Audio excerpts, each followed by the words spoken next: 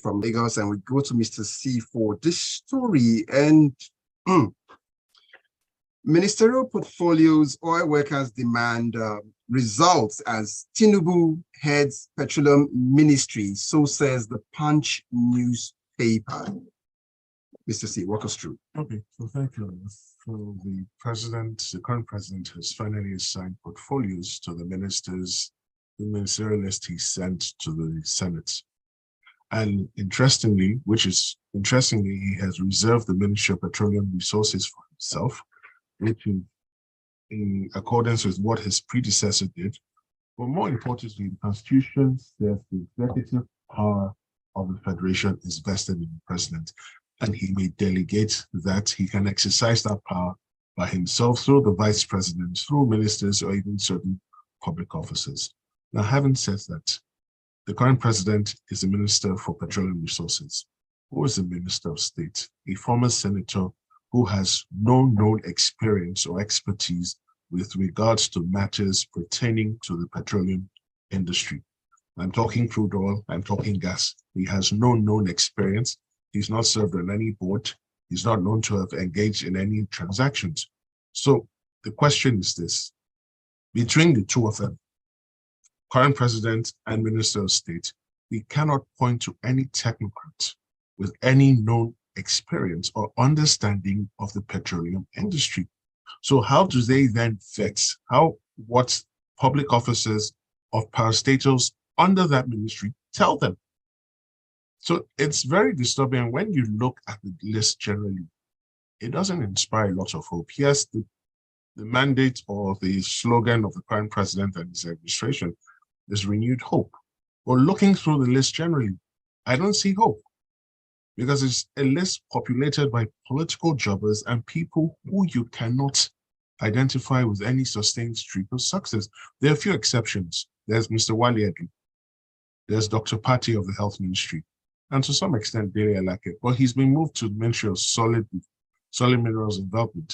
Now, what experience does he have in that field? So it's literally a question of putting round pegs in square holes. Okay. So honestly, I'm not holding my breath, and I will pleasantly be shocked to see this administration or this list perform better or in line with the expectations that some people will have. Yeah, well, let's just put it out there quickly that the Minister for State for I'm just going to go to agriculture, but then the Minister for State presently as appointed already, given the portfolio, was once a Minister for Agriculture, Heineken Lopoberi, and it was also a member of the Red Chamber. Back, I'm just saying cognitively, when they say, do you have work experience? At least he can point that out and say, I was a member of cabinet, and I'm just putting that out. So if I was a shoemaker for 10 years, you have work experience at least. Yeah, I have work experience. Then I'm nominated to the board of the central bank or a finance institution. What experience am I supposedly bringing to that board? You work where people collect money in the first place. But I think, AB, you want to chime in on this one before we get to you straight away. But let me get them into the conversation. Just hold on for me, please. You can be part of the conversation at any moment by sending your WhatsApp messages to 0809-444-0981. We are set for a great conversation. AB, over to you. I'll just echo Mr. C. I'm not holding my breath. This I described much earlier as a Christmas list come early, a thank you list to politicians, and that's fundamentally what I see. I am most distinctively not inspired by this collection of individuals supposedly about to move Nigeria forward. We shall see. Okay. Well, both men here say they are holding their breath. It's not because they've not had cause to use them to brush their teeth this morning, but it's just basically they're not surprised. That's what they're trying to say. I'm just putting it out there. So they say, oh, so how are you managing these guys out here when they're holding their breath? So let's get to you, AB, this morning with this next one from the Guardian newspaper. Government defends varsities fees hike as reps propose 3% increase in students' loan fund. And that's coming from the Guardian newspaper. AB, can you walk us through this paper and the headline? You know, a nation that is not prioritizing the education and healthcare of its citizens is not a nation that has great chance or hope of succeeding in the short to long term.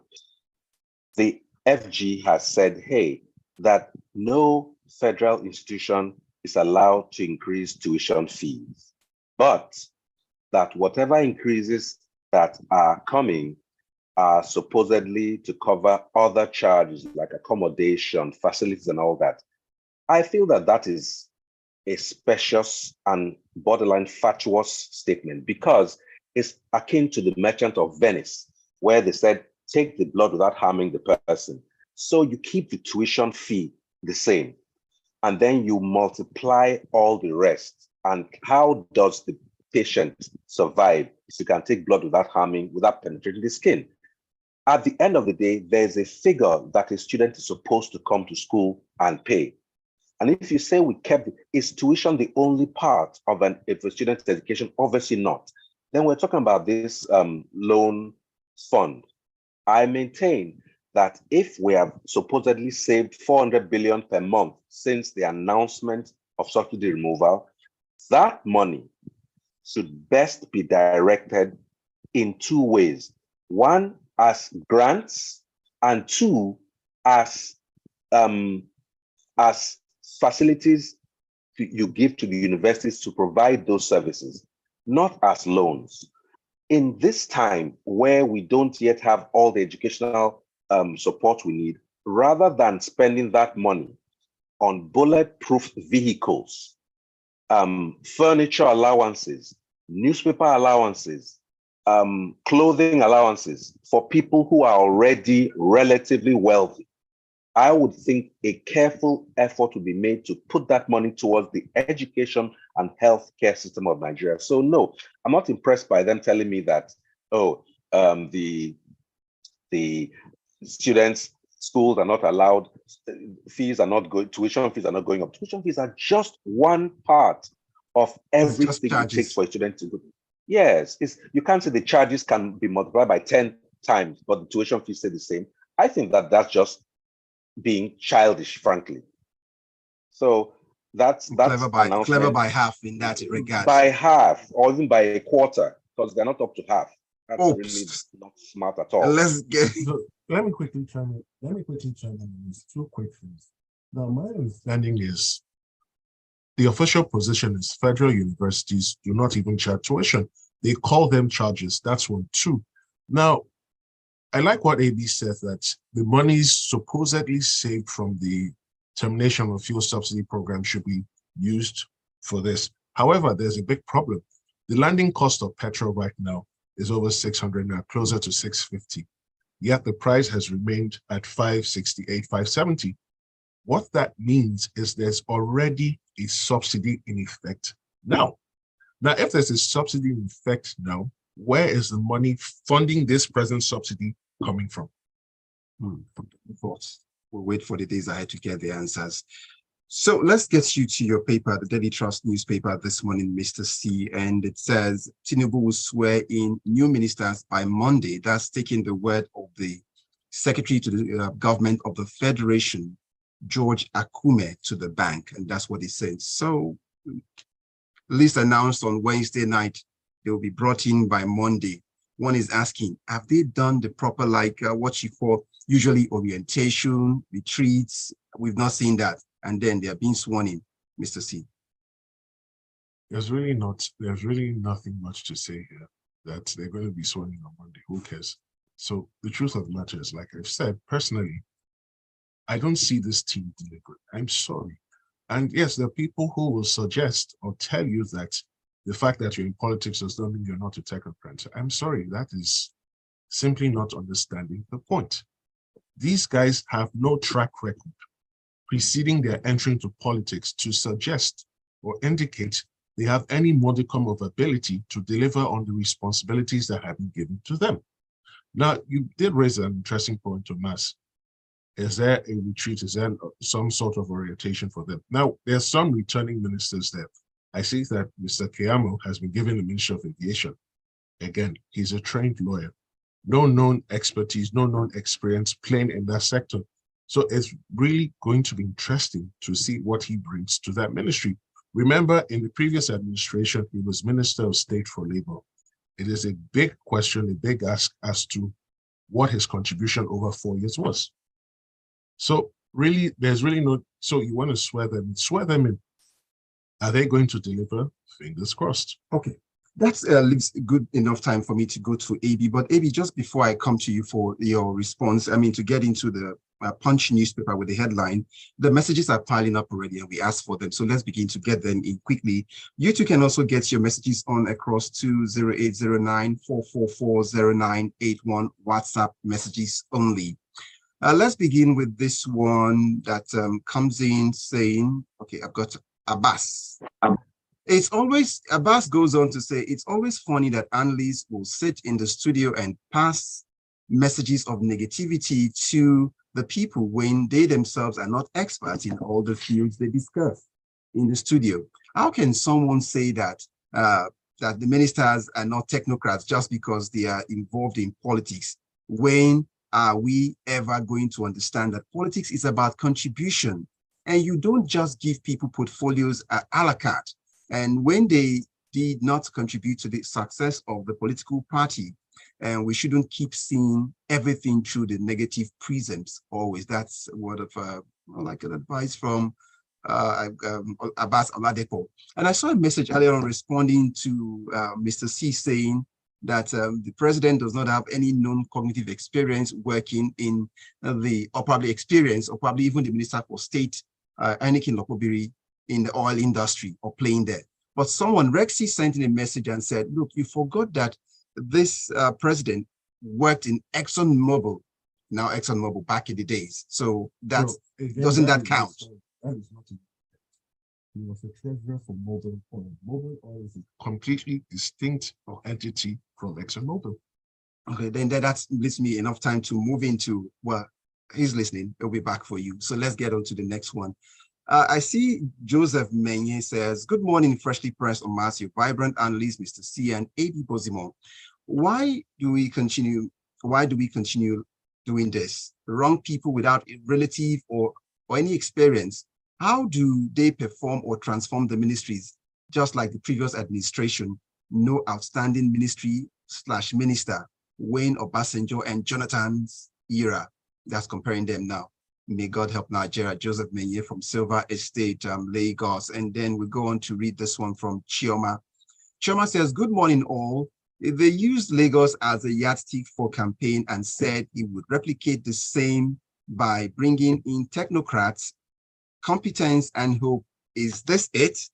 Why can't the ministries be downsized according to the Orosanye report? That's what Chioma is asking. Or why can't we review our constitution to mitigating certain shenanigans? That's all I will take from there as I go back now to AB. AB, there's this major one from the Punch newspaper, oil related. Nigeria earns 742 billion US dollars oil revenue in 21 years. And I ask, where is the trace of that money in the last 21 years on something? You know, that is just from the oil revenue. Despite the fact that we're, a mono economy based on oil, it doesn't mean that that's all we have earned. We have actually, funny enough, earned a bit more from other sources. So using this as the base, the same question you ask, and it's not a matter of, it's a matter of benchmarking. Is it healthcare? Is it education? Is it infrastructure? The only thing that I can say has succeeded with this money is the lifestyle of the rich and famous, also known as politicians in Nigeria. The ordinary Nigerian has unfortunately not seen this. In that same time, we have all seen the pictures of how Dubai transformed from literally a dusty corner of a desert somewhere into a thriving metropolis. The same thing with Abu Dhabi. And they're not selling coconut oil. It's the same crude oil. Unless our oil is coconut oil or some other kind of massage oil, I don't understand how we have so failed to launch. I'm looking at this, it's one of those numbers-rich stories where you talk about how X amount came from gas, X amount came from solid minerals and all that. The bottom line is that management has been the problem. The revenues have come in, but they have been misdirected, in my opinion, towards the wrong places. Places like maintaining bulletproof, I'll say it again, all the bulletproof houses and cars and all those shenanigans that our leaders, as they will call themselves, enjoy across the years have not translated into better lives for the people. I'm not saying that a person in leadership doesn't deserve some reward, but I'm saying there should be a connection between that reward and the results for the people. And I will say categorically that there has not been a corresponding improvement in the lives of Nigerians compared with these sums of money. Nigeria, for all this amount, Nigerians remain one of the poorest people on the surface of planet Earth, and it's most unfortunate. And maybe when you reconcile the fact that as we speak now, Saudi Arabia, or even let's say the Emirates, their foreign reserve, their sovereign wealth fund, as we speak right now, is so huge that they're investing and buying up into economies in England, in the US, and other places. And here we are in 21 years with all of this amount. We've not been able to build up something substantial. They're taking over sports like golf, saying, come here, taking over some of the biggest football stars, come here. They are building cities that are linear cities, kilometers long, actually changing the way you perceive the built environment. I've said this before, with the amount we paid on subsidy in 1 year, we could have built about 1 or 2 of the world's tallest buildings that people go and visit elsewhere. So it's been a matter of management and focus. They also get the money, but they focus on their country and their people. So much so in Dubai, they have a minister for happiness now. I know they tried to do it in Imo State. Okorocha appointed such a person. I don't know how far with that. But as a whole, as a nation, we have simply wasted that vast sum of money and put it in the pockets of the very few people who have not improved the country. The only industries in Nigeria now are religious and keke. There's nothing much happening in Nigeria, sadly. Well, apparently, if you mention Imo for Commissioner for Happiness, I think Fridays usually are now happier days somewhere along the line, but we'll find out from Akwa Ibom or thereabout, one of those states somewhere. Oh, but I think it's Akwa Ibom. I go to Mr. C. Yes. So, Mr. C, there's this paper waiting for your attention, the Guardian newspaper with the headline screaming capsize oil, and it's almost linked again to the oil industry this morning. Capsize oil rig operating illegally on Nigerian waters since 2016, says NIMASA. That's the Nigerian Maritime Administration and Safety Agency, NIMASA. That's according to the Guardian newspaper. And now they are just screaming to the rooftop at this time since 2016. Mr. C. Okay, thank you, Amas. And our thoughts go out to the family of the identified deceased individual. And for the 3 others who have not been found, we hope and trust that they will be found alive so that they can receive treatment. Now, having said that, this is an extremely disturbing and frustrating story, and I'm going to explain why. According to NIMASA, this rig has been operating illegally in Nigerian waters since 2016. That is 7 complete years, right? When did NIMASA discover this?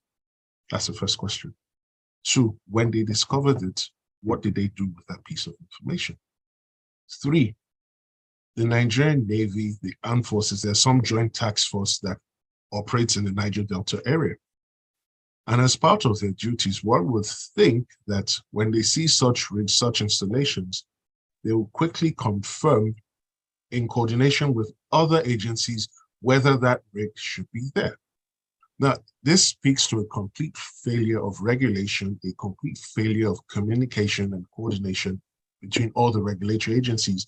Before now, we had the DPR, which has now been broken into the Nigerian Upstream Petroleum Regulatory Commission and then the Midstream and Downstream Authority. Now, between the 2 of them, how did this, if this is true, how did we get here?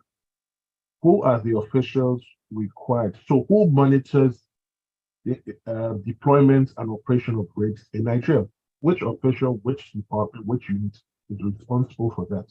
For 7 years. Now, at some point, you're supposed to get the requisite approval, if not renewed annually, maybe once every 2 years. Now, since 2016, the owners of that rig, have they not made statutory payments to the regulatory officials? If they haven't, why? Was there a follow-up done? Okay, if they haven't paid any of their rigs in country, and to deploy a rig to any joint venture production site, there are agreements that are signed. The regulators must know, okay, what rig is being deployed there. Everybody is kept in the know. So this is extremely disturbing. You know, to even bring this home properly, this rig, an oil rig, for those who are from the, maybe would even break this properly for us. A rig is not a bicycle that can sneak into somewhere that you won't see it. It's like an elephant. Explain this properly size for us. For over 6 years, you've not seen it there. No, they didn't say it. No, it's been operating illegally.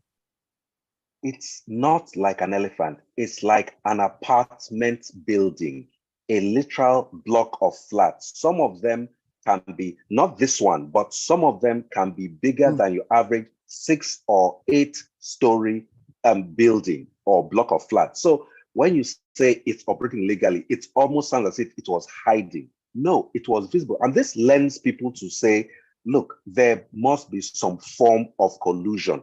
I have no proof, but it makes you wonder. It's impossible for that to happen. And then this tragedy happened because it was apparently being moved from one location to the other. Like Mr. C said, these things don't happen in isolation. There have got to be people who say, okay, move from point A to point B.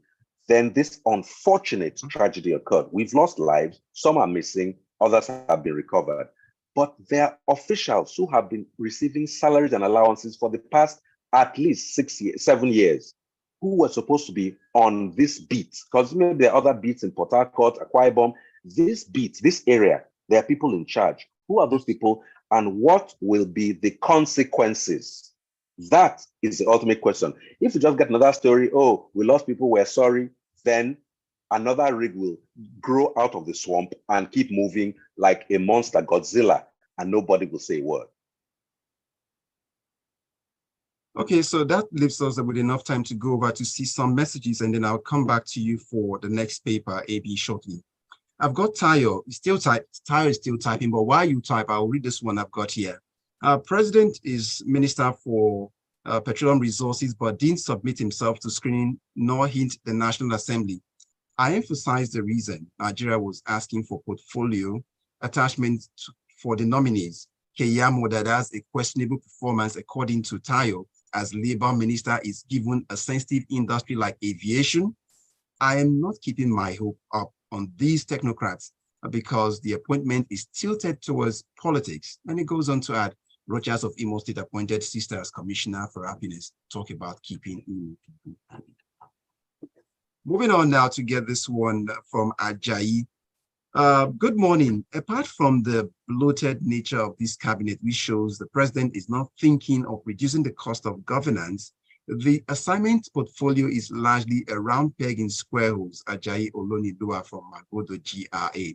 And Jerry pops in with this message. Good morning, please. With the election cases still in court and all these spendings in government ongoing, if at the end of the day, the government, blah, blah, blah, and it goes on, but then you deviated, Jerry, from the conversation. That's why I had to also deviate from what you were saying. Let's move on. Lekon, the present government have told us how much they have spent on the removal of subsidy. Could they at least let us know how much is consumed daily? And let's compare the 80 million daily consumption claimed by previous administration. Hope my figure is right. And next comes someone here saying, okay, responding to Abbas now, probably Knuckles. Good morning, crew. The ministerial list according and portfolio does not in any way project renewed hope. This one, and does not in any way project in renewed hope. Let us wait for the election tribunal, and it goes on. Mazi AGK from Agor Palace. Next that comes Latif from Ikorodu. Negativity is nauseating. It says we should be positive for at least for a change on a Thursday morning. This one says, hi, good morning, the crew. The choice of Wike as FCT minister is heartwarming. At least it has broken the northern monopoly of the office. From Dan Okuda from Igondo. Ships the message apparently. Yinka Bolu comes in here. Please ask AB to add the population of Saudi Arabia in addition. because we seem to forget that our population is also a problem. That's what it says. And while these revenues are raked in, what was our disposition towards politics? Because we really didn't care about how the country was run pre-2015 till now. So says Yinka Bolu for the message. So, Ebi, let's go over to you quickly as we sum up this paper now. The Premium Times, terrorist plotting attack on Abuja Kaduna train, so says the DSS. If you do this for us in 2 minutes. I don't see Okay, why that's they're yours. telling Sorry, us. I passed the ball to the wrong. Okay, please go ahead, Mr. C. Please go ahead. All right. Okay, so very quickly, this is extremely disturbing because this was a sensitive and confidential letter that somehow found its way into public space. Now, the DSS again has warned about a possible attack on that same Abuja Kaduna train service. Now, as we will recall, sometime last year, there was an attack and over 100 people were taken hostage. And it took months and the payment of huge ransoms before they all recovered their freedom. Now, here we are again. And the DSS has advised, according to the letter, assuming the letter is true, that certain steps have to be taken, that certain forests have to be raided, they have to step up aerial surveillance of the entire route and put more armed guards on the train. Now, which brings me to this point. On that attack last year, there were armed guards on the train. Now, from all the media reports, there is no indication that they engaged the attackers in any sort of resistance.